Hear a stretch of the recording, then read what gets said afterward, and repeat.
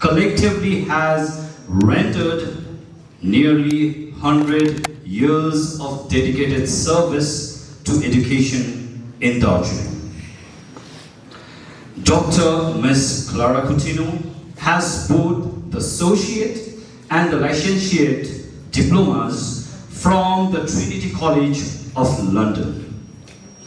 Thereafter, she served Loreto College, presently Southfield College, for a long 30 years as the head of the Department of English. She too served St. Joseph's College, Darjeeling, for 8 years. She has also rendered lectures at the Ramakrishna PT College and even prepared students for the WBCS examination. She was on the board of students for graduates, postgraduates, and distance education of North Bengal University for 2 years. Apart from her teaching, she has produced and directed several plays, organized several seminars, and prepared students for various debates and cultural events. Now, if I go on relating her achievement, then I think it is going to take a lot of time. Certainly, I won't do that.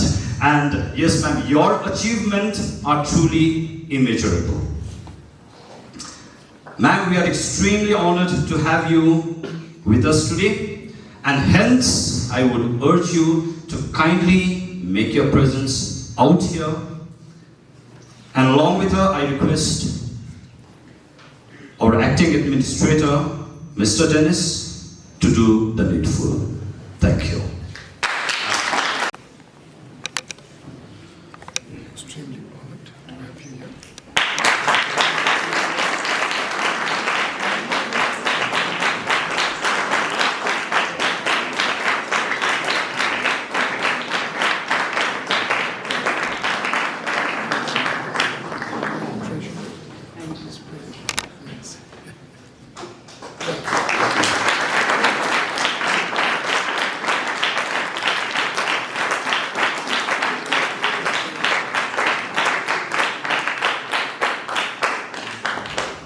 Thank you, ma'am. Thank you. Just of the play, that is the importance of being earnest, for your better comprehension. The Importance of Being Earnest is a satirical comedy play by Oscar Wilde, which critiques the trivial values and social conventions of the Victorian society. The story revolves around two men. The first one, Jack Worthy, and another one is Algernon Moncrief. Please do remember the names.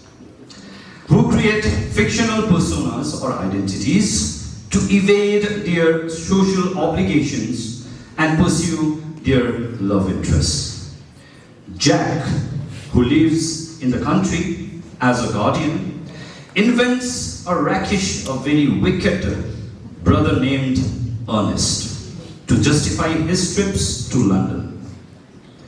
Algernon, seeking freedom from his aunt, that is Lady Bracknell, a very interesting character, who is indeed an epitome of sophistication, invents an invalid, a sick friend named Bunbury for similar reasons. When both women, I'm not going to mention the name of the woman, so when both women they fall in love with express their desires to marry a man named Ernest, the men's deceptions become complicated, leading to a series of comedic revelations about mistaken identity. So without any further ado, let us get the show on the road. I wish you all a great afternoon, and I hope, rather I believe, that you all are going to have a good time, and yes, you will all enjoy when the true colors of this play will unfold. Thank you. Have a good time.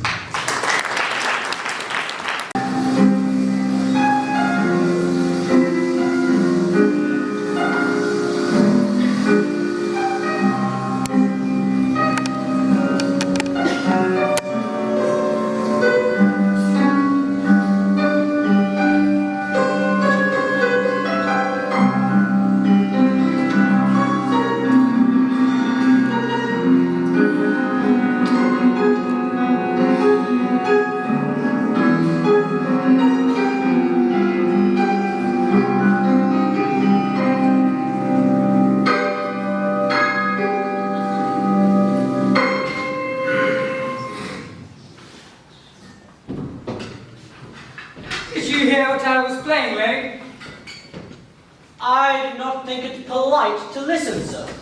I'm sorry for that. For your own sake, that I don't play accurately.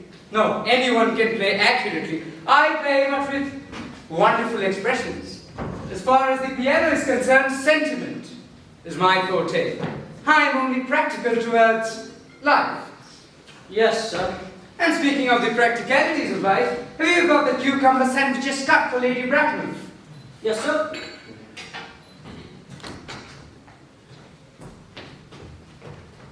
By the way, Lane, I witnessed that on Thursday night when Lord Shone and Mr. Worthing were dining with me, 8 bottles of champagne are entered as having been consumed in your notebook. Yes, sir. 8 bottles and a pint. Why is it that at a bachelor's party, the servants every time drink the champagne? I merely ask for information. I attribute it to the superior quality of the wine, sir. I have often observed that in married households, champagne is quite rare. Good heavens, is marriage as discouraging as that? I've had very little experience of it myself, sir. I've only been married once, and that was in a misunderstanding between myself and a young person. I don't know that I'm much interested in your family life, lady. No, sir, it's not a very interesting subject. I've never thought of it myself. Seems quite obvious. That will do, Lane, thank you. Thank you, sir.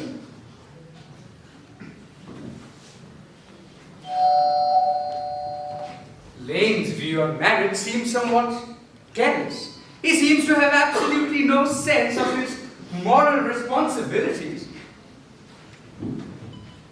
Mr. Ernest Worthing is here, sir. How are you, my dear Ernest? What brings you up to town? Oh, pleasure, pleasure. What else should bring one anyway? Eating as usual, I see, Algy. Oh, I believe it is customary in good society to have some slight refreshment at 5 o'clock. Now, where have you been since last Thursday? In the country. What on earth do you do then? When one is in town, one amuses oneself. When one is in the country, one amuses others. It is excessively boring. And who are the people you amuse? Oh, neighbours, neighbours. Got nice neighbours in your part of Lancashire, then? Perfectly unpleasant. Never speak to anyone. How immensely you must amuse them. By the way, Lancashire is your county, is it not? Lancashire, yes, it is my country. Hello, why all these cups and sandwiches? Why such wasteful show of luxury? Who is coming to tea? Oh, merely Aunt Augusta and Gwendolen. How perfectly delightful! Yes, yes, my dear fellow. It's all very well. But I'm afraid Aunt Augusta won't quite approve of your presence here. And may I ask why? My dear fellow, the way you flirt with Gwendolen is perfectly disgraceful. It's almost as bad as the way Gwendolen flirts with you. I am in love with Gwendolen. I have come up to town, especially to propose to her. I thought you'd come up for pleasure. I thought that business. How utterly unromantic you are! I really don't see anything romantic in proposing. It is very romantic to be in love. But there is nothing romantic about a definite proposal. Once you propose, you get accepted. Then the excitement is all over. The very essence of romance, it's gone. If I ever get married, I'll certainly try to forget the fact. I have no doubt about that. The divorce court was made especially for people with that sort of mentality. Oh, it is useless to discuss this matter. Divorces are made in heaven. We don't even try to touch the cucumber sandwiches. They ordered especially for Aunt Augusta. But you have been eating them all this while. That's quite a different matter. She is my aunt. Here, have some bread and butter. The bread and butter is for Gwendolen. Gwendolen is devoted to bread and butter. And a very good bread and butter it is. Well, my dear fellow, you need not eat it as if you were going to eat it all. You behave as if you were married to her already. You're not married to her. And I don't think so you ever will be. May I ask why? Well, in the first place, girls never marry the men they flirt with. Girls don't think it right. Oh, that is nonsense. Of course it isn't. The ridiculous number of bachelors that hovers all around London proves it. And in second place, I don't give my consent. Your consent? My dear fellow, I need not remind you that Gwendolen is my first cousin.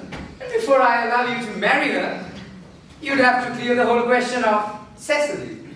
Cecily? What on earth do you mean I do by Cecily? I don't know anyone by the name of Cecily. Well, bring me that cigarette case. Mr. Worthing left in the smoking room the last time we dined here. Yes, sir. You mean to say that you have had my cigarette case all this while? Good heavens, you could have told me I had been writing frantic letters to Scotland Yard. I was nearly offering a lousy one. Well, I wish you would offer one. I happen to be more broke than usual. Well, there is no use now that the thing is found. But are you sure it is yours? Jack, this inscription inside this case conveys that this thing does not belong to you. Of course it's mine. You have seen me with it 100 times, and you have no right whatsoever to read what's written inside a private cigarette case. It is a very inappropriate thing to do. So is it appropriate to demand for others' belongings? I don't want to argue further. Just give me back my cigarette case. Yes, but this cigarette case isn't yours at all. The cigarette case is a present from someone of the name of Cecily. And you said you did not know anyone of that name. Well, if you really want to know, Cecily happens to be my aunt. Your aunt? Yes, she's a charming old lady, lives at Tunbridge. Now just give it back to me already. Yes, but why does your aunt call herself Little? From Little Cecily with her fondest love. My dear fellow, what is wrong in that inscription? Some aunts are tall and some aunts are not. Some aunts are thin and some are fat. In such matters, an aunt should be allowed to decide for herself. You seem to think that every aunt should be exactly like your aunt. That is absurd. Now just give it back to me already. Yes, but why does your aunt call you her uncle? From Little Cecily, with her fondest love to her dear Uncle Jack? I admit, my dear fellow, there is no objection to an aunt being a small aunt, but why an aunt, no matter what her size may be, should call her own nephew her uncle? I can't quite make up. Besides, your name isn't Jack, it's Ernest. It isn't Ernest. It's Jack. You always told me it was Ernest. I've introduced you to everyone by the name of Ernest. You answer to the name of Ernest. You look as if your name was Ernest. You're the most earnest-looking person I've seen. The fingers on your cards, here's one of them. Mr. Ernest Worthing, B4, the album. Well, my name is Ernest in town, and Jack in the country, and the cigarette case was given to me in the country. Yes, but that still does not explain the fact that your little Aunt Cecily called you her uncle. Come out, boy. Relate the truth at once. That is utter nonsense. I tell you I'm Jack in the country, and Ernest in town. Yes, but why does Cecily call you her uncle if she's your aunt? Well, Algernon, you talk exactly as if you're a detective. It is a very inappropriate thing to do when one isn't. Well, that's what detectives always do. Now go on. Why are you Ernest in town and Jack in the country? I may mention now that you've always come off to me as a Bunburyist. And I'm quite sure of the fact now. Bunburyist? What on earth do you mean by a Bunburyist? I'll explain to you the meaning of that extraordinary term as soon as you are kind enough to tell me why are you Ernest in town and Jack in the country. Well, produce my cigarette case first. Later. Now produce your explanation, and pray, relate it in a doubtful way. My dear fellow, there is nothing doubtful about my explanation at all. In fact, it's pretty simple. The late Mr. Thomas Cardew, who adopted me when I was a little boy, made me in his will guardian to his granddaughter, Miss Cecily Cardew. Cecily, who addresses me as her uncle from forms and motives of respect that you could not possibly appreciate, lives at my place in the country, under the charge of a worthy governess, Miss Prism. Where is this place in the country, may I ask? That is none of your concern. You are not going to be invited. And for your information, it is not in Lancashire. I suspected that, my dear fellow. I have Bunburyed all over Lancashire on 2 separate occasions. Now go on. Why are you Ernest in town and Jack in the country? My dear fellow, I don't know whether you will be able to understand my true motives or not. You are hardly serious enough. You see, when one is placed in the position of guardian, one has to be responsible for everything. At times, I get overburdened with all these obligations, and hence, to evade a few, I have always pretended to have a smaller brother by the name of Ernest, who lives in Albany, and always gets into the most improbable of situations. That, my dear fellow, is the whole truth, pure and simple. Well, in that case, you really are a real Bunburyist.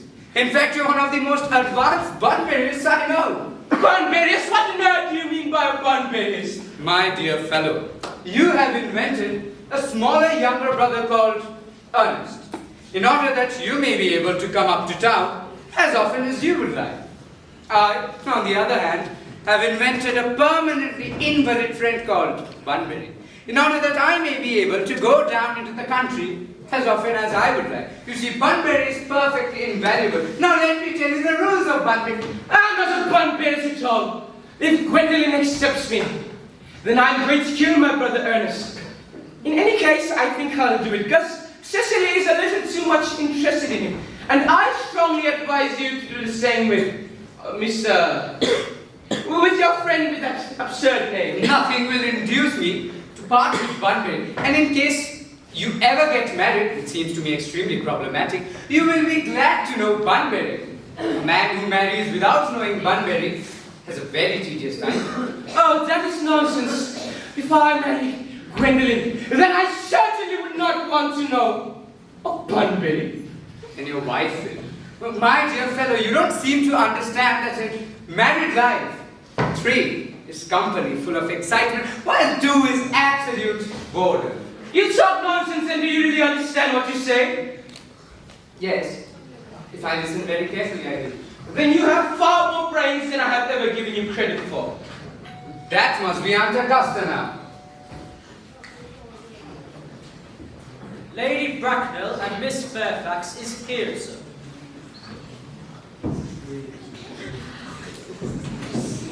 Good afternoon, dear Alison. Good afternoon, dear aunt. I hope you're behaving very well. I'm feeling very well, Aunt Augusta. That's not quite the same thing. In fact, the 2 things rarely go together. Good afternoon, Mr. Worthing. Dear me, Gwendolen, you're looking quite smart today. I'm always smart. Am I not, Mr. Worthing? You're quite perfect, Miss Fairfax. Oh, I hope I'm not that. It would leave no room for development, and I intend to develop into many directions. I am sorry if we're a little late, Alison, but I was obliged to call on Lady Harbury. I hadn't been there ever since her poor husband's death. I never saw a woman so altered. She looks quite 20 years younger. And now I'll have a cup of tea and one of those nice cucumber sandwiches you promised me. Certainly, Aunt Augusta. Gwendolen, won't you come and sit here? Thank you, Mama, but I'm quite comfortable where I am. Good heavens, Larry! Where are the cucumber sandwiches I had ordered for my dear Aunt Augusta? There were no cucumbers in the market this morning, sir. I went down to check thrice. No cucumbers? No, sir, not even for ready money. That will do, Lane. Thank you, sir. I am greatly distressed by the fact, dear aunt, that there were no cucumbers, not even for ready money. It really makes the matter, Algernon. I already had some problems with Lady Harbury, who seems to be living a life entirely for pleasure now. I hear that she has colored hair blonde, being consumed by grief. It certainly has. For what cause I There you go, Aunt. Thank you, Algernon. Algernon, I've quite a treat for you tonight. I'm going to send you down with Mary Flair. She is such a nice woman, so attentive to her husband. It is delightful to watch them. Mary Flair? I'm sorry, Aunt. I won't be able to join you for tonight. And why is it so? The fact is, I've just had a telegram to tell me that my poor friend Bunbury is very ill again. They seem to think I should be with him. It is very strange that this Mr. Bunbury seems to suffer curiously from bad health. Yes, poor Bunbury is a dreadful invalid. Algernon, I think it is high time that this Mr. Bunbury decides whether he was going to live or die. This is the nature of Mr. Bunbury, but the question is absolutely absurd. Nor do I in any way approve modern sympathy with infants. I consider it horrible. For I should be much obliged if you would ask Mr. Bunbury to arrange music for me. It is my last reception. Well, I don't know about Bunbury, but I can certainly do the task for you, my dear aunt. You see, the music is a great problem. If one plays great music, people don't listen. And if one plays bad music, people don't talk. But I'll run over the program I've made for you, if you will be kind enough to follow me into the next room for a moment. Thank you, Algernon. I think it is very thoughtful of you.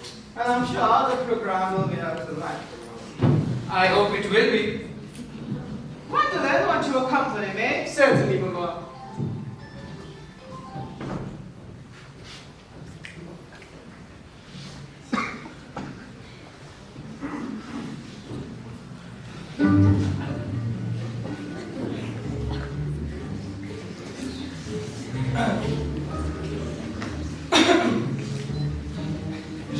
A charming day it has been, Miss Fairfax. Please don't talk to me about the weather, Mr. Worthing.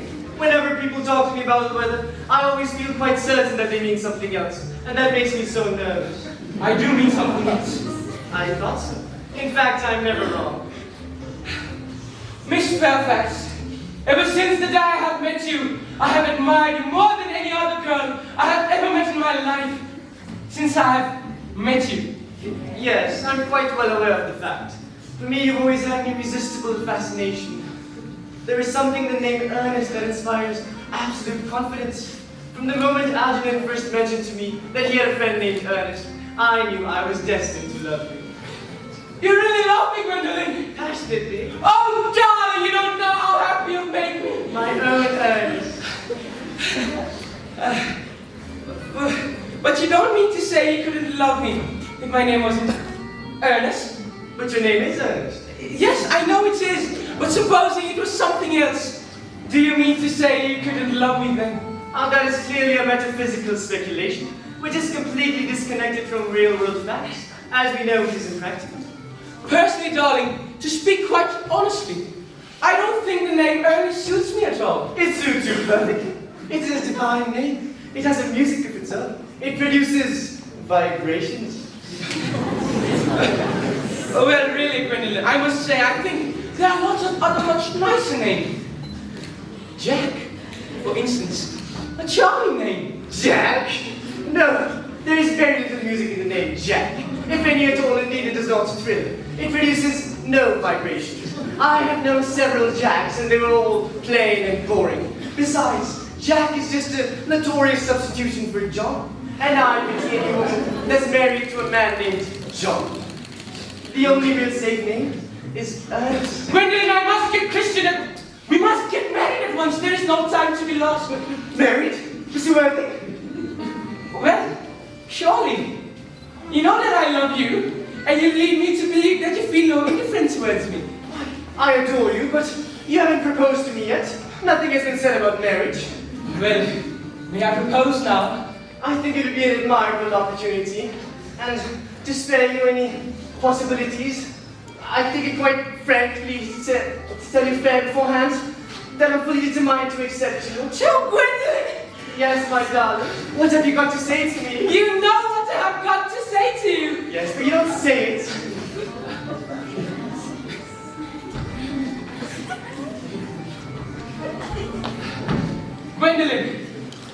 you marry me? Of course I will, darling. How long have you been about it? I'm afraid you've had very little experience on how to propose.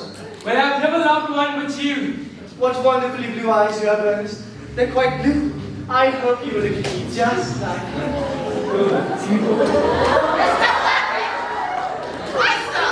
This semi-recumbent posture class, which is most immoral and shameless. Mama, I was begging to go back. This is no place for you to be. Besides, Mr. Worthing was not quite finished yet. Finished what, if I may ask? I'm engaged to Mr. Worthing, Mama. Pardon me or not, when you are engaged, I, or Lord Bracknell, will inform you of the fact. Engagement should come to a young girl as a surprise, pleasant or unpleasant, as the case may be. Mr. Worthing, I will be asking you a few questions. And Gwendolen, for the time being, wait down below in the carriage. But, Mama, Gwendolen, the carriage. Gwendolen, the carriage!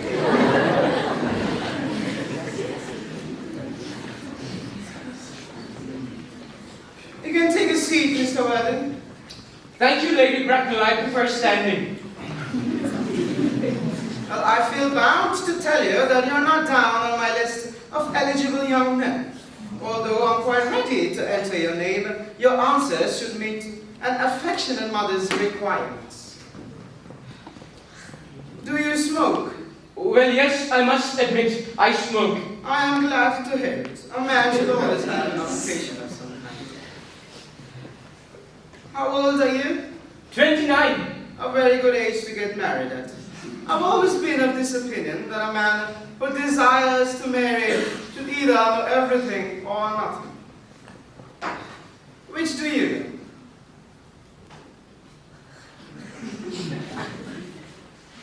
I know nothing, Lady Bracknell. I am pleased to hear it. It is better to know nothing. I believe ignorance is like a delicate fruit.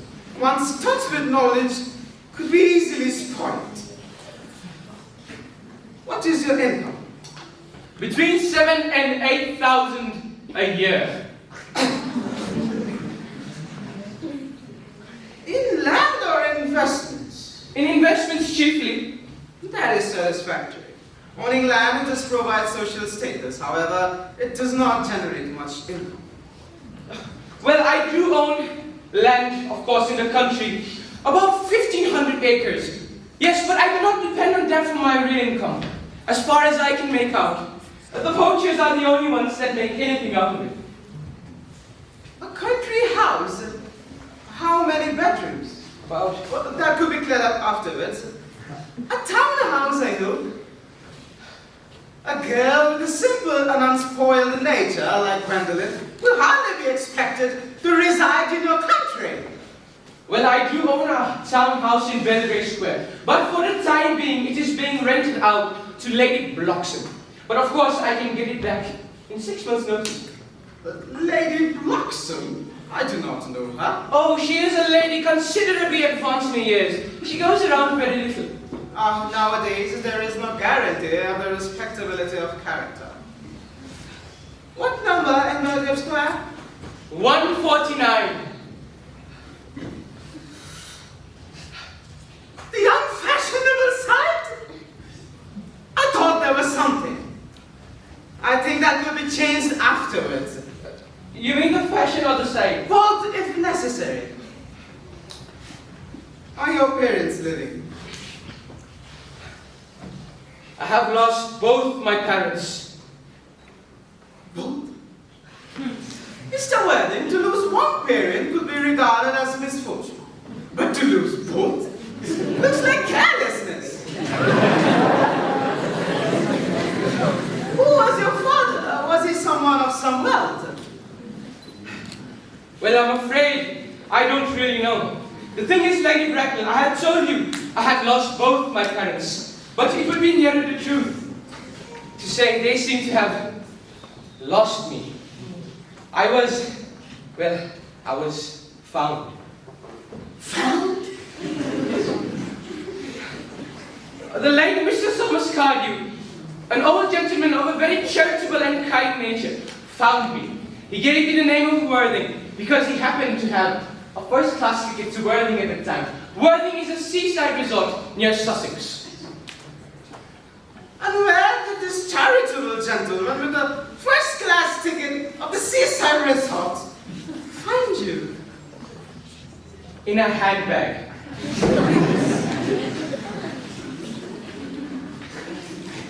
A handbag? Yes, Lady Bracknell. A somewhat large black leather handbag with large handles attached to it. In what locality did this Mr. Thomas Ocasio come across this ordinary handbag? In the cloakroom in Victoria Station. He mistook it to be his own. The cloakroom at Victoria Station? Yes, the Brighton line. Mr. Worthing, the line is not important. I feel somewhat shocked by what you have just told me now, Mr. Worthing. To be born in a handbag, whether it had handles or not, large or small, but a handbag! Then may I ask what you would advise me to do, Lady Bracknell? I need not say. I will do anything in this world to ensure Gwendolyn's happiness. Mr. Worthing, I will strongly advise you to try and acquire some relations as soon as possible. And most importantly, at any rate, produce one parent of either sex before the season is quite over. But I don't see how I can possibly do that. I can produce the handbag at this moment. It's in my cloakroom. Oh, Lady Bracknell, I suppose that should satisfy your needs. Me, sir? What has it to do with me? Would you ever think I, or Lord Bracknell, would ever allow our child, brought up with the utmost care, to marry into a cloakroom and form an alliance with a parson? Good day, Mr. Worthing! By the end of this week, I'll say he died in Paris by a sudden stroke. Lots of people die quite suddenly of stroke, don't they? Yes, but that's hereditary. It's the sort of thing that runs in families. My dear brother, you had much better say a severe chin. And you're sure a severe chip isn't hereditary or anything of that kind? Of course it isn't. Very well then. My poor brother Ernest is carried off suddenly by a severe chill that gets rid of him in Paris. But you said that Cecily was a little too much interested in him. Won't she feel he's lost a good deal? Oh, Cecily is not a silly romantic girl. I'm glad to say. She goes long walks, has a capital appetite, and never pays attention to her lessons. I should rather like to be with Cecily. I will make very good care that you never do. She is excessively pretty, and only just 18. Well, have you told Gwendolyn that you have an excessively pretty ward who is just 18? Oh, one doesn't blurt these things out to people. I'll tell you, Gwendolyn and Cecily are perfectly destined to be extremely great friends. I'll bet you anything you like that in half an hour after they've met, they'll be calling each other sister. Women only do that after they've called each other a lot of other things first. Now, my dear fellow, do you know it's nearly 7? It's always near 7. Well, I'm hungry. I never knew you when you weren't. I really think we should be off to dinner by now. What should we do after dinner? Go to a theatre? Oh no, I love listening. Well, then let us go to the club. Oh no, I hate talking. We might trot around the Empire at 10. Oh, I can't bear looking at things. It's so silly.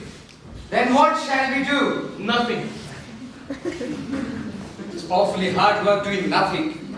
Although I don't mind hard work when there is no object of any kind. Gwendolyn, upon my word. Lady Fairfax is here, sir.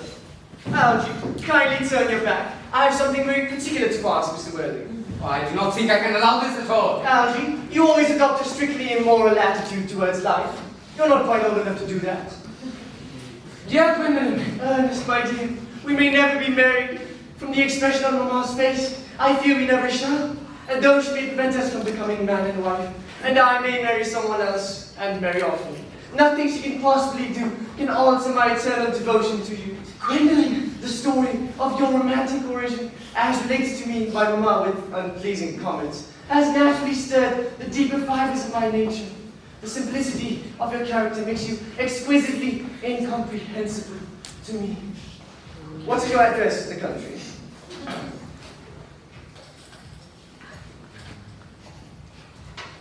The Manor House, The Manor House. Wilton, Wilton. Hertfordshire. Hertfordshire. There is a good postal service, I suppose. I will communicate with you daily. My own one. How long do you remain in town? Till Monday. Good. Algie, you may turn around now. Thanks, I've done that already. You may also ring the bell. You will let me see you out to your carriage, darling? Of course. I will see Miss Fairfax out. Yes, sir. Lane, a glass of sherry, please. Yes, sir. Lane, you could be faster than that, you know. I can't remember the house, sir. Tomorrow, Lane, I'm going Bunbury. Yes, sir. I shall not be back till Monday. So you could put up my clothes, my dressing clothes, my jackets, and all my suits. Yes, sir. It shall be done. I hope tomorrow is a fine day, Lane. It never is, sir. You're a perfect pessimist, Lane. I do my best to get satisfaction, sir.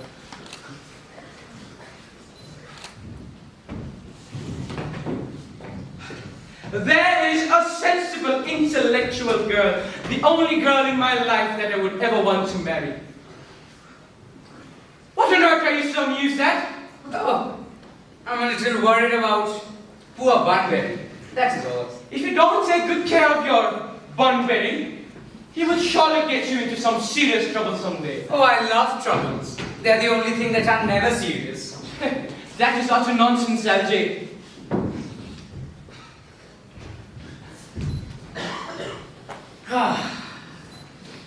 Manor House, Woolton, Hertfordshire. Dear Cecily, I can't wait to see you.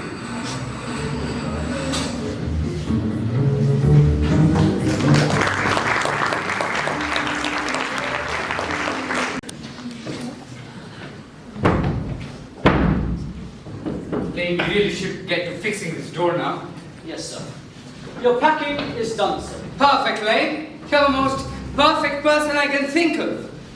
Perfection is in my blood, sir. I just could not find your linen trousers and, sadly, your best gifted pair of merino wool socks has become an orphan. An orphan? Yes, sir, I could only find one shoe, one sock. The next door cat, Chairman Meow, as the owner calls him, may be the culprit, sir. Chairman Meow? Is that name of a cat? I don't know, sir. I guess the cat takes his name too seriously so as to make my socks an orphan. With the Pied Piper ruin all the rats to make him go after my socks. Might be the smell dragged him in, sir. You mean of the rats, right? No, sir, the socks. That made my day, Lane. Thank you. Sir, you're back. Have a good day, sir. I surely will.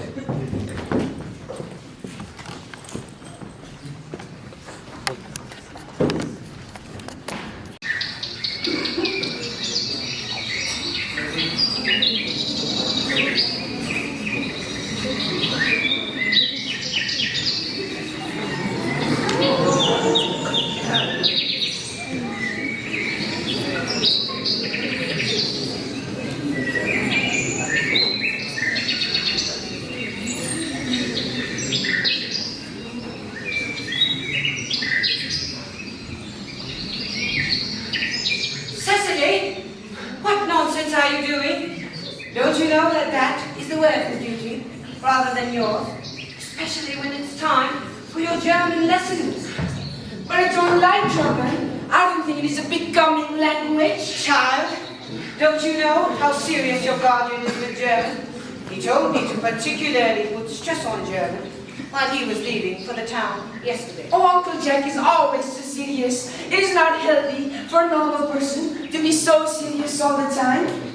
Your uncle enjoys the best of health in every way, mentally, physically, and emotionally. I'm surprised he's not in the army. His grave character attributes to one of those egregious majors, punishing those poor soldiers every time he sees them. Do this, do that. Cecily, I'm surprised at you.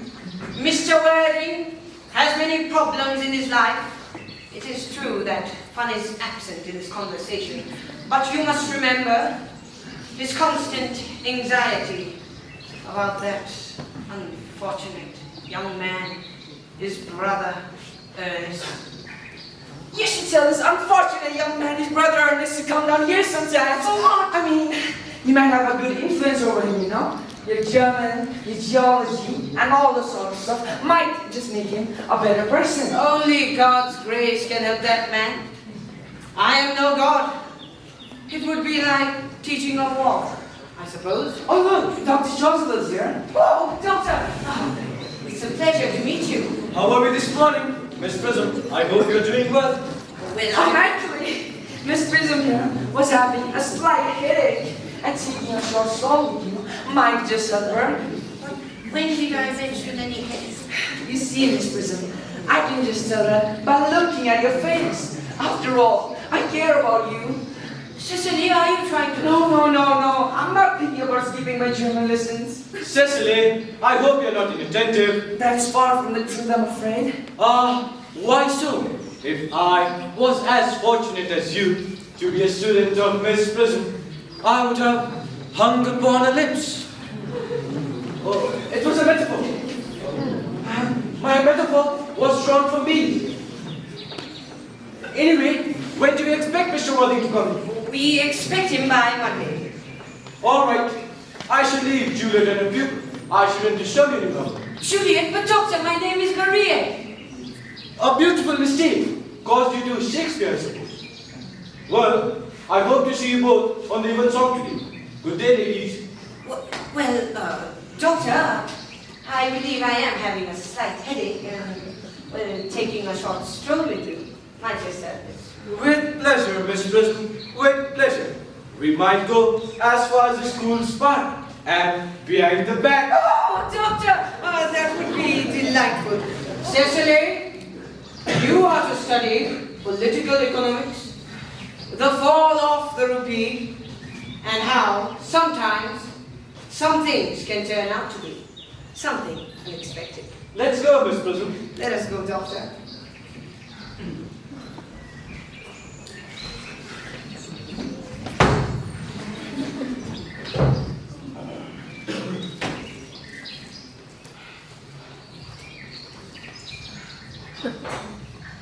Horrid political economics, horrid German. But yet, thankfully, an unexpected love story blooming in my garden.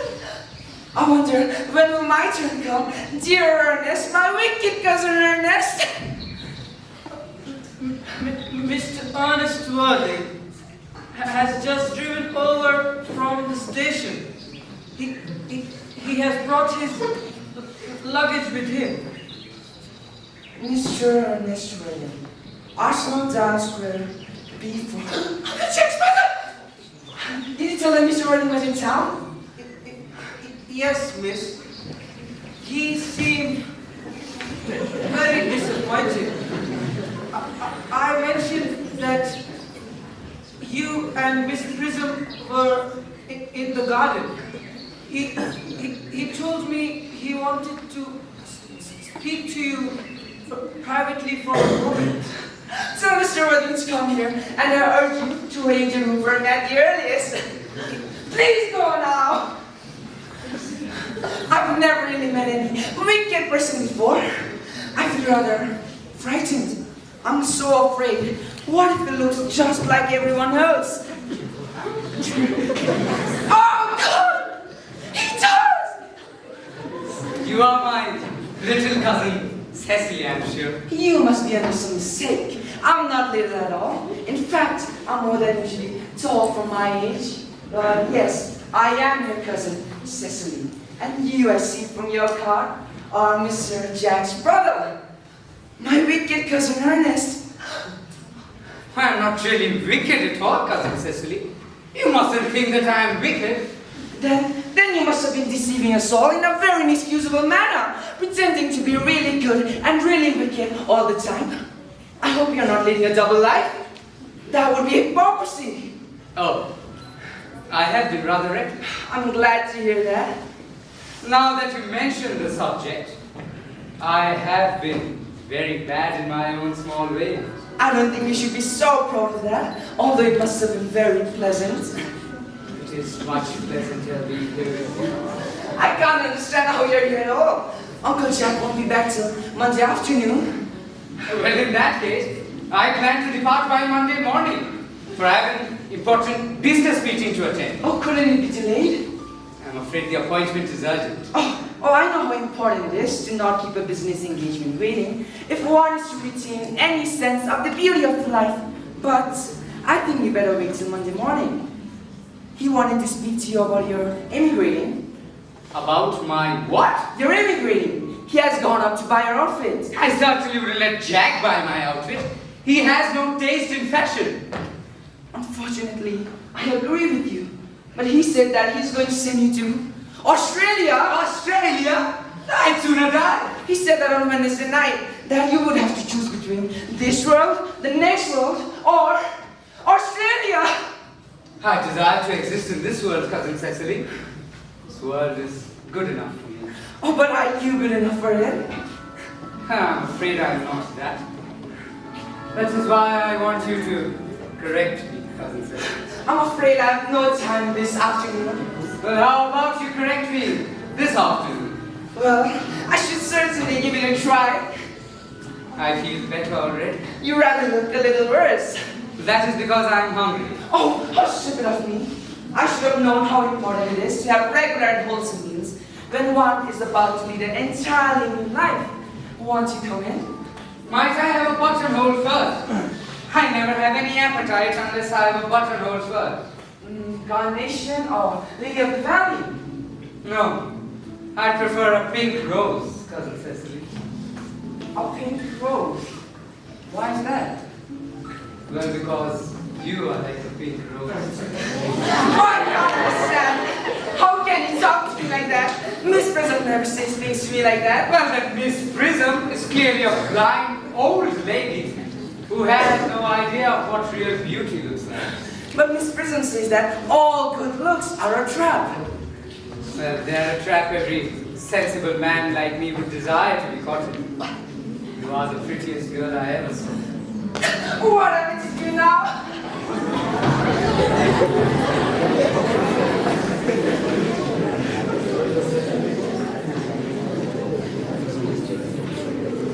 I feel that you are too much alone, dear Dr. Choliver. I think that you should get married, don't you think so? Miss Prism, I being a priest, my perception, as well as the practice of primitive church, were distinctly against matrimony. Well, that is obviously the reason why the primitive church has not lasted up to this day. You do not seem to realize, dear doctor, that by constantly remaining single, a man turns himself to a permanent public temptation. And this very virginity is weaker vessels. Oh, what a word. But is a man not equally attractive when married? No married man is ever attractive, except to his own wife. Oh, but anyway, where is Cecily? Perhaps she followed us to the schools. Oh, Mr. Worthing is here. Mr. Worthing? We did not expect him until Monday. I have returned sooner than I expected. Dr. Joseph, I hope you're good. Dear Mr. Worthing, I'm good. But this outfit of yours conveys some terrible calamity. My brother. Oh, that shameless creature, absorbed in his life of crime. Still leading his life of pleasure. Dead! Your brother is dead. Quite dead. Well, what a lesson for him. I'm sure he'll gain something useful out of it. Dear Mr. Worthing, I offer you my sincere condolence. But you deserve to know you're always the most forgiving and generous of brothers. Poor Ernest. He had many faults, but this is a sad sad indeed. Were you with him at the end? No, he died in Paris. I got a telegram from the manager of the Grand Hotel last night. Was the cause of death mentioned? Severe chill, it seems. As a man sows, so shall he reap. Charity, Miss Prism, charity. None of us are perfect. I myself am not perfect. Dear Mr. Worthing, will the funeral take place here? No, it seems he expressed a desire to be buried in Paris. In Paris. I believe he did not get any seriousness while dying. I'd like to relate my sermon to the tragic art next Sunday. I preached at harvest gatherings, christenings, confirmations, on days of jubilation and... That reminds me, you mentioned something about christenings, didn't you, Doctor? I mean, I suppose you know how to christen. You supposedly do them all the time, don't you? Are you planning to adopt someone, Mr. Worthing? Your brother was, I believe, unmarried, was he not? Oh, yes. Well, men who live entirely for pleasure are usually unmarried. No, but this is not for any child. You see, I'm very fond of children. The thing is, I would like to be Christian myself this afternoon if you could render your time, Doctor. Surely, Mr. Worthing. But you already a Christian. Oh no, I don't remember anything about it. It seems like you doubt it. I certainly do. Unless you think I'm a little too old now, do you, Doctor? Not at all, not at all. The sprinkling and indeed the immersion of adults is a perfectly legal practice. Immersion? You need not worry about it. Sprinkling is all that is necessary. At what hour would you wish the ceremony to be performed? I was thinking about 5 if that would suit you, Doctor.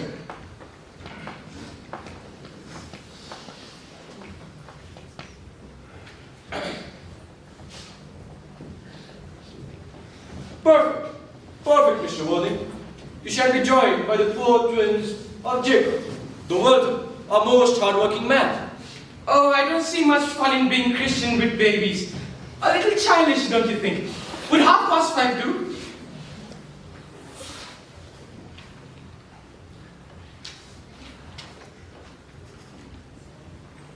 Admirable, Mr. Worthing. And now, Mr. Worthing, I shouldn't disturb you any longer into the house of sorrow.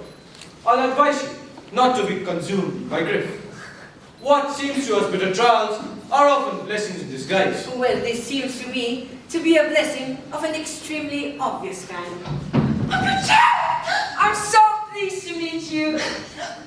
But what horrid clothes have you got on? Please do go and change them. Cecily! My child!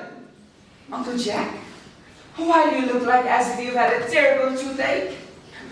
Anyways, I've got such a surprise for you. Guess who's waiting in the dining hall? Your brother! Your brother Ernest. He came about half an hour ago. What nonsense! I haven't got a Uncle Jack, don't say that. No matter how badly he must have treated you in the past, he's still your brother. You cannot be so heartless as to disown him. I will tell him to come out, and you will shake hands with him, won't you, Uncle Jack?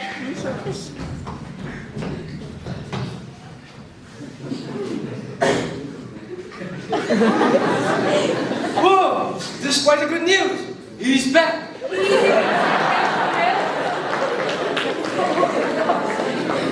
My brother Ernest! This is the day! I think this is nonsense. Oh, good heavens! Brother John, I've come from town to tell you that I'm extremely sorry for all the trouble that I've given you in the past, and that I intend to lead a better life in the future.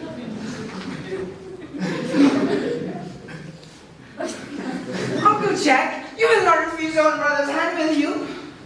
Nothing will induce me to take his hand. Your presence here is disgraceful. Oh, Uncle, please don't say that. Mr. Ernest Worthing here was just telling me about his poor invalid friend, Mr. Bunbury. There must be much kindness in someone who takes care of his poor friend, leaving all the pleasures of London just to take care of Mr. Bunbury. He told you about Bunbury, did he? Of course, he told me everything about Mr. Bunbury. Bunbury, a name enough to get on my nerves. Of course! Faults were all on my side. But Brother John's coldness to me is peculiarly painful, considering this is the first time I've come here. And this is the last time you will ever be here. Uncle Jack, if you do not shake hands with him, I will never forgive you. Never forgive me! Never, never, never! This is the last time I shall ever do it. A perfect moment of unity. Let us leave the two brothers together. Cecily, you are to come with us. Yes, miss, my little task of reuniting is done here. You have done a beautiful task, dear child. We must not be too early in our judgment. I'm so happy. You young scoundrel, Angie, you must get out of this place as soon as possible. I do not allow Bunbury here. Mr. Blooding's luggage in the room next to yours, sir. What? Mr. Ernest's luggage, sir. What luggage? 3 briefcases, a dressing changer, 2 hat boxes. Oh, shut up! And a luncheon basket.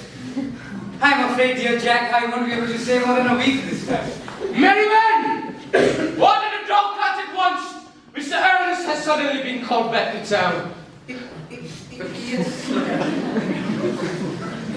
What a fearful liar you are, Jack. I have not been called to town at all. Yes, you have. I didn't hear anyone call me. Your duty as a gentleman called you back. My duty is as a gentleman never interfered with my pleasures to the smallest degree. Well, you have no right whatsoever to Bunbury here. Well, Cecily is a darling. You are not to speak about Cecily like that. I don't like it. But I don't like your clothes. You look perfectly ridiculous in them. It is perfectly childish to be in deep mourning for a man who is about to spend the whole week with you in your own house. You are certainly not spending the whole week with me. You have to leave by the 4:05 train. And I hope you have a pleasant journey back. Oh, I certainly am not leaving you so long as you are in mourning. It would be most unfriendly. If I were in mourning, you'd stay with me. I suppose so. It would be very unkind if you didn't. Will you go if I change my clothes?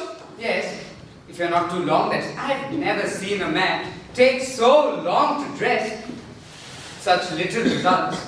Well, that is better than being overdressed, as you always are. Oh, if I'm occasionally a little bit ever overdressed, it makes me appear immensely overeducated. Your vanity is ridiculous. Your presence in my garden, absurd. However, you will leave by the 4:05 train, and I know you will have a pleasant journey back. Bunbury hasn't been a great success for you. I think it has been a great success. I'm in love with Cecily, that is everything. But I must see her before I go. There she is. Oh, I merely came back to water the roses. I thought you were with Uncle Jack. He's gone to order the dog cart for me. Oh, are you going to go for a night drive? No, he's going to send me away. Oh, then have we got to part? I'm afraid so. It's painful parting. It is always painful to part from people whom one has known for a short amount of time. The dog cart is at the door, sir. Can wait, Merman, for 5 minutes. Yes, ma'am. Cecily, I hope I shall not offend you if I state quite frankly and quite openly that you seem to me to be in every way an absolute embodiment of human perfection. I think your frankness does you great credit, Ernest. Ernest, if you will allow me, please let me record your remarks into my diary. You keep a diary, I'd give anything to look at it, may I? No! It is simply a very young girl's record of her own thoughts and impressions, consequently meant for publication one day. Oh, when it appears in volume form, I hope you will buy a copy. But pray, Ernest, please go on. I'm quite ready for more. Don't cough, Ernest. When one is dictating, one should dictate fluently and not guff. Besides, I do not know how to spell a guff. Cecily, ever since I laid my eyes upon your wonderful... Ever since I have laid your eye upon your wonderful and incomparable beauty, I have dared to love you wildly, passionately, devotedly, hopelessly. I don't think that you should tell me that you love me passionately, devotedly, wildly, hopelessly. Hopelessly doesn't make much sense, does it? Cecily, The dog cart is waiting, sir. tell the doctor to come around next week at the same hour. Uncle Jack will be very much annoyed if he finds out that you are staying until next week at the same hour. Well, I don't care about Jack. I don't care about anyone in the world, but you, Cecily. I love you, Cecily.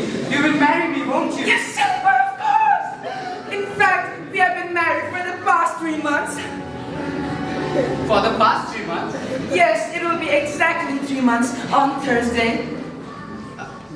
And how did we become engaged?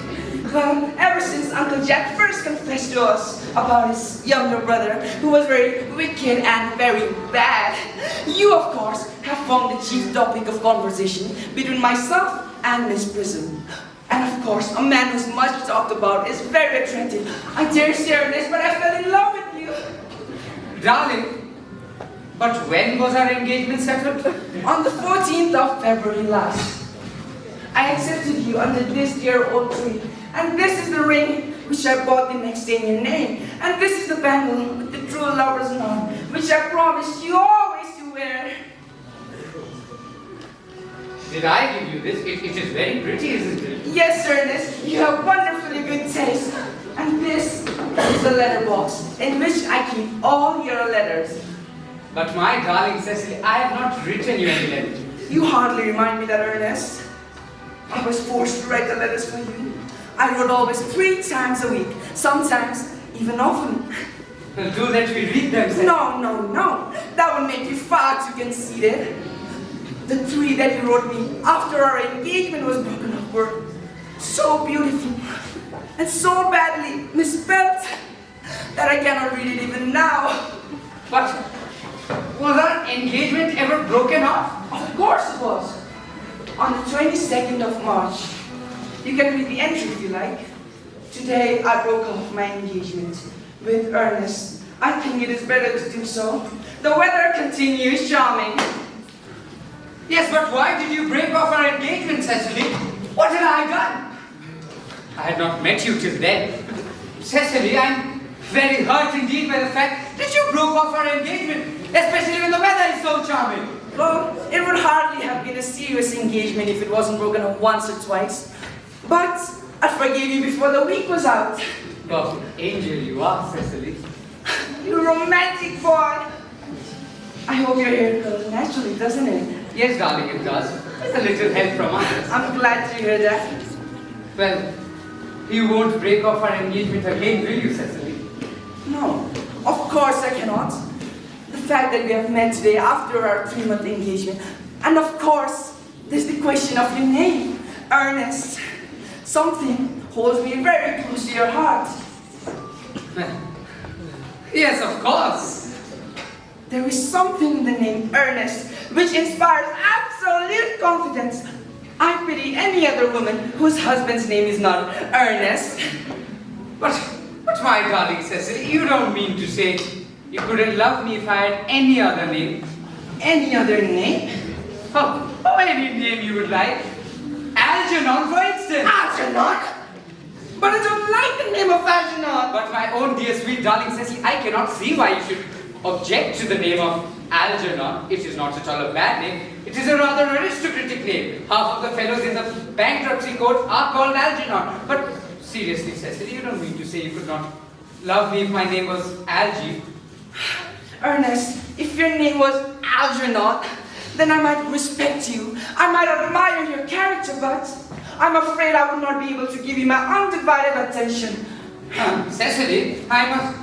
Your rector here is very well versed in the rites and ceremonies of the church. Yes, Dr. Choswell is a most learned man. He hasn't even published one book, so you can imagine how much he knows. Well, then I must see him on an important Christian. I need to say on an important business. Oh, I shan't be away for more than half an hour. considering that we have been engaged for the past 3 months and we have just been today, couldn't you make it 20 minutes? I'll be back in no time, darling. Dear romantic boy, I like his hair so much. I must record his proposal into my diary.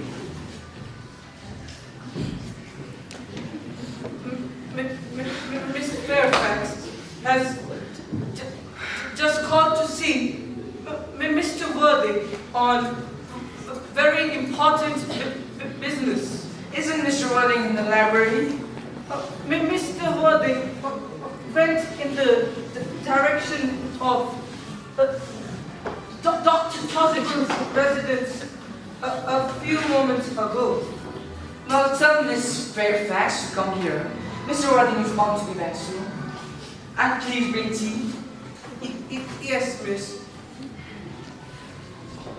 Miss Fairfax, I suppose she's associated with Uncle Jack with his charitable work in London. I hope she's not as boring as Uncle Jack. Miss Fairfax is here, ma'am. Oh, let me please introduce myself to you. My name is Cecily Cardew. Cecily Cardew? What a very sweet name. Something tells me we are going to be great friends. My first impression on people I never met. Oh, how nice of you to like me, although we had just met. Pray, sit down. So may I call you Cecily? Of course. And you can always call me Gwen. With great pleasure. Then it's all quite settled, I suppose. I hope so. Perhaps this is the perfect moment to mention myself to you. My father is Lord Bradford. Have you ever heard of Papa? I don't think so. Outside the family circle, Papa, I'm glad to say, is entirely unknown. I think that it's quite acceptable. The home seems to me to be a perfect place for a man. And once a man begins to neglect his domestic duties, he becomes painfully woman, doesn't he? You may be right. Anyway, I suppose you're here on a short visit. Oh no, I live here. Really? What about your parents? I have no parents at all. In fact, no relations with anyone. Really? I live here with my guardian, with the assistance of Miss Prison, having the tiring task of looking after me. I'm sorry, did you say your guardian? My guardian, Mr. Worthing. Oh, that is quite strange. Ernest never mentioned to me that he had a ward. How secretive of him. He's growing more interesting hourly. However, this very news is compelling me to alter my views on Ernest. He seemed to me a true gentleman. Pardon me, Gwendolyn, but did you see Ernest? Yes. Oh no, but it is not Mr. Ernest Worthing who is my guardian. It is his brother, his elder brother. Ernest never mentioned to me that he had an elder brother.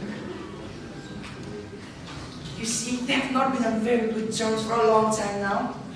Thank heavens. Oh, Cecily, you have lifted a load from my mind. I was starting to grow anxious. It would have been terrible if a cloud came across a friendship like ours, would it not? But I am quite sure Mr. Ernest Worthing is not your guardian. Quite sure. In fact, I'm going to be his. I beg your pardon? Dearest Gwendolyn, I do not see any reason why I should make it a secret of it to you, but Mr. Ernest Worthing and I are engaged. Mr. Ernest into an engagement? How dare you? I do not wish to wear a shallow mask. When I see a spade, I call it a spade. I'm glad to say I've never seen a spade my whole life. This very thing shows the wide difference between our social classes. May I leave? Yes, as usual.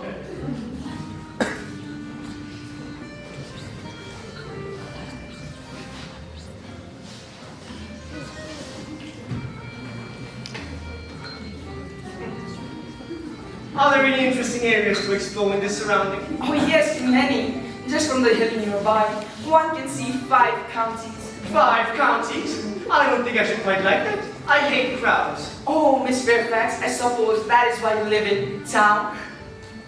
Quite a well-kept garden you have, Miss Cecily. I am so happy you like it. I didn't know they had flowers in the country. Oh, Miss Fairfax, flowers in the country are as common as people are in London.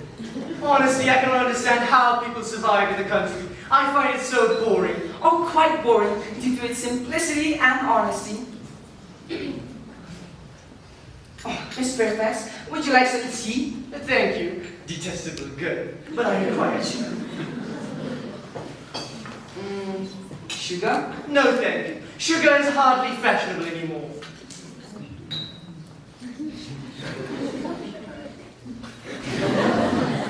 Oh, Miss Fairfax, cake or bread and butter? Oh, bread and butter, please. Cake is hardly found at the good houses nowadays. Please hand this to Miss Fairfax.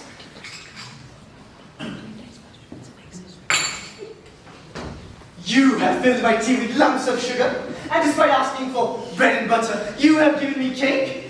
I am known for the gentleness of my nature, but I warn you, Mrs. City, you have gone too far. I would go to any length to save my poor innocent boy from the conspiracy of any other girl. From the moment I saw you, I distrusted you. I felt that you were false and deceitful. My first impression on people are never wrong. I'm so sorry, Miss Fairfax, but it seems that my ears are wasting your valuable time.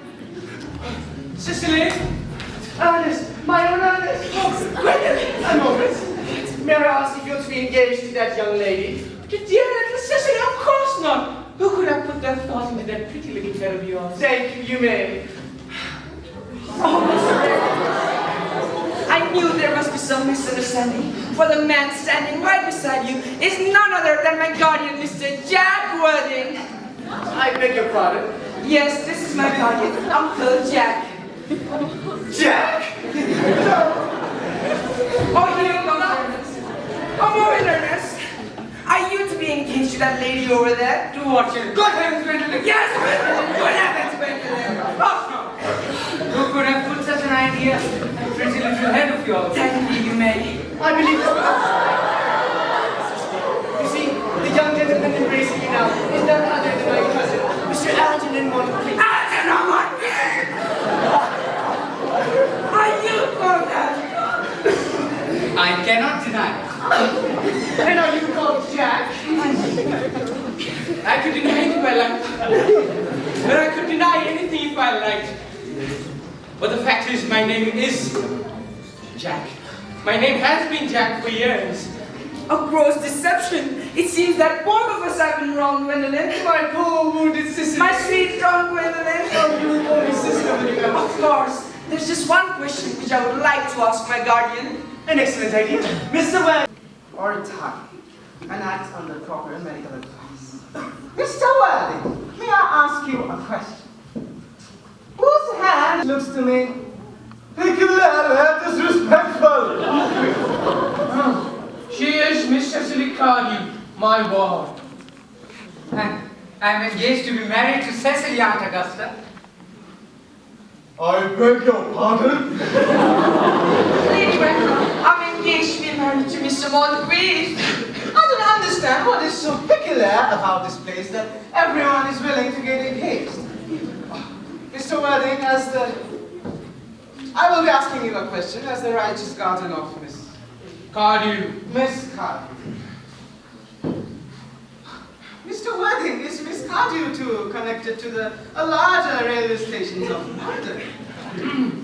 She is the granddaughter of late Mr. Thomas Cardew of 149 Belgrave Square, Dorking, Surrey, and the Sporran Fisher. That sounds good. 3 addresses always inspire confidence, even in the people who are raised in charity. But what proof do I have of their authenticity? I have the court documents of the period carefully preserved. They are open to your inspection. The court documents could be full of errors. May I remind you, Lady Bracknell, that the court documents were worked upon by the eminent Macbees. All the Macbees, they happen to hold a nice position in the society. So far, I am satisfied. How extremely kind of you, Lady Bracknell, to be satisfied. I have in my possession certificates of Cecily's birth, registration, baptism, whooping cough, and measles, both of the English and German variety. A life crowded with incidents. I call it premature experiences. Well, Gwendolyn, I think it is high time that we should leave now. But just for the sake of asking, did Miss Cardew at all have little fortune? Oh, about £130,000 in the funds. That is all. Thank you, Lady Bracknell. So pleased to have met you. A moment, Mr. White. £130,000 and in funds. Miss Cardew seems to me a very attractive lady now that I look at her. Come here, dear child. Oh, your dress looks too simple. And your hair looks like nature might have just left it. I could suggest you a French beautician. I remember suggesting it to Lord Lady Lansing. And after 3 weeks, her husband couldn't even recognize her. And after 6 months, nobody could recognize her. Turn this side, child. The side here is Yes, there are distinct social possibilities in your profile. Algernon? Yes, Aunt Augusta? There are distinct social possibilities in her profile. Cecily is the sweetest, dearest, prettiest girl I have ever seen, and I do not care to bet about social possibilities. Do not speak disrespectfully about the society. Only people who cannot get into it say so. Cecily, sit here. You will be knowing that Algernon has nothing but his debts to rely on. However, I do not approve of money-oriented marriages. When I married Lord Bracknell, I had nothing. And I suppose I should give my consent. Thank you, Aunt Augusta. Cecily, you may kiss me. Thank you, Lady Bracknell. You may also address me as Aunt Augusta. Thank you, Aunt Augusta. And I believe the marriage should take place soon. Thank you, Aunt Augusta. Well, to be frank, I am not in favor of long engagements. I feel it gives the partner an opportunity to learn more about the character. I beg your pardon for interrupting, Lady Bracknell, but this marriage is out of the question. I am Miss Cardew's guardian, and she cannot marry without my consent until she legally comes of age. And that consent I decline to give. Upon what grounds, may I ask? Algernon is an eligible young man. He has nothing, but he looks everything. What else could one even desire? You see, frankly, to talk about your nephew's moral character, I don't quite approve it. I suspect him of being untruthful. Untruthful? My nephew. He graduated from the Oxford University. I fear there can be no doubt about that fact. You see, yesterday, during my temporary absence in London, he entered my house under the false pretense of being my brother. He then proceeded to drink an entire bottle of my Bellantine Scotch, which I was specially reserving for myself. Furthermore, continuing his disgraceful deceptions, he successfully manipulated the feelings of my ward. He subsequently stayed for tea and devoured every single muffin. Then, what makes it all the more heartless is that he did all of this when he was perfectly well aware that I have no brother. I never had any brother, and I don't intend to have any brother, not even of any kind. Mr. Worthing, after careful consideration, I have decided to completely ignore my nephew's conduct to you. That is very kind of you, but however, my decision is unalterable. My consent I decline to give. Come here, dear child. How old are you? Oh, I'm nearly 18, but I say I'm 20 at evening parties. You are right to make small changes. A girl should never be accurate about her age.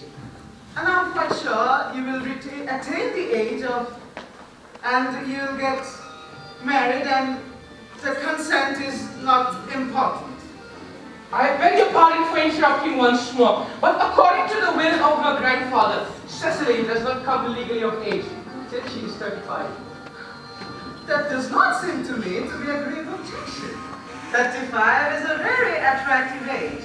Women in the London society desire to be 35 years of age. And I'm sure when Cecily will be 35 years of age, she will look more attractive. Algie, could you wait for me till I was 35? You know I could, Cecily. Yes, I felt it instinctively, but I do not think I can wait for anyone. I cannot wait for anyone for 5 minutes. Then what is to be done, Cecily? I don't know, Algie. Mr. Worthing, as Cecily positively states that she cannot wait till she is 35, I think you should reconsider your decision. My dear Lady Bradford, the decision, however, is in your own hands. The moment you consent to my marriage with Gwendolyn, I shall happily consent to their marriage.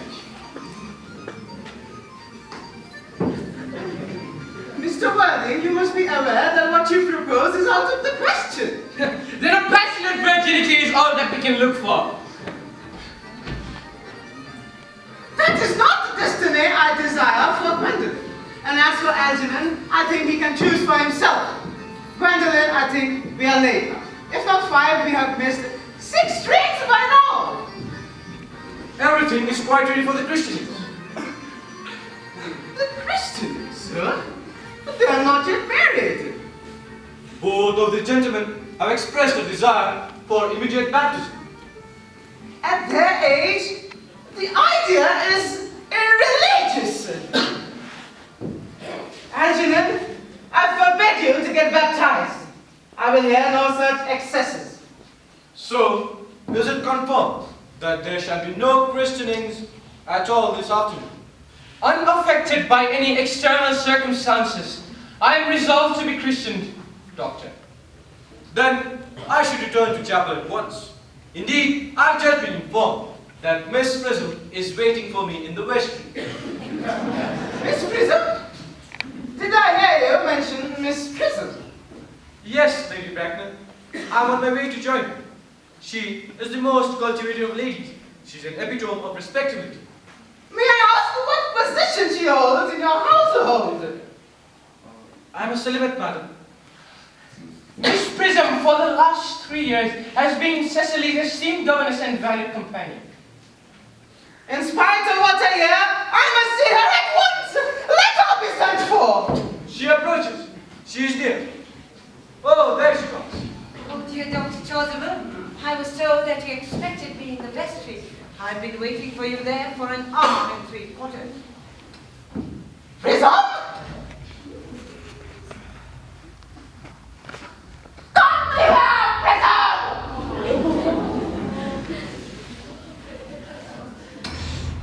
Where is the baby? 28 years ago, you left Lord Bracknell's house, number 104 Upper Grosvenor Street, in charge of a baby carriage that contained a baby of male sex. You never returned! Weeks later, through the thorough investigations done by the Metropolitan Police, the cradle was found at midnight in a remote corner of Bayswater. It contained the manuscripts of 3 hopeless notes. Where is the baby? Lady Bracknell, I admit with shame that I do not know. I will relate the whole truth to you. On the day that you mentioned, I went out with the baby as usual. I also had with me a somewhat large, spacious, black leather handbag, in which I intended to keep the manuscript of a work of fiction that I had written during my unoccupied hours. In a moment of mental distraction, for which I can never forgive myself, I placed the manuscript in the cradle and the baby in the handbag. But where did you deposit it? Do not ask me, Mr. Worthing. Miss Prism, this is not a matter of a joke to me. I intend to know. Where did you deposit the bag with the baby in it? In the cloakroom